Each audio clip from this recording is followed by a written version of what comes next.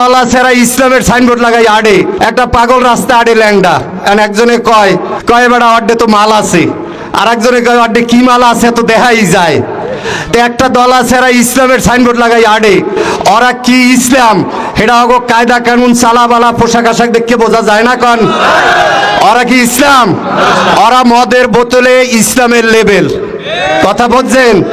ছোটকালে হিন্দুর রাম দেখছেন না, লাল টকটকিয়া কাটিয়ে জীবনে কেউ আম খাইতে পারছেন? ভিতরে কি সব পোক, এগো ভিতরে সব পোক। আর একটা দল আছে ওনরা তো 5 তারিখ হইতে যা করছে করতে করতে ওনরা গান্দা হয়ে গেছে। গান্দা হয়েছে না? এই গান্দা পচা খাইয়ে কি আমরা পেট নষ্ট করব? এই গান্দা পচা খাওয়া যাইবে না। আমরা যারা সাধারণ মানুষ আমাদের তো পরিচয়পত্র আনতে আমাদের তো এমপি সাহেবের লাগে না, জমির খাজনা দিতে এমপি সাহেবের লাগে না, আমাদের জমি অনলাইন করাইতে এমপি সাহেবের লাগে না, উপজেলার বিভিন্ন দপ্তরে কাজ করতে গেলে তো আমাদের এমপি সাহেবের লাগে না। তাহলে আমরা কেন এমপি বানাবো?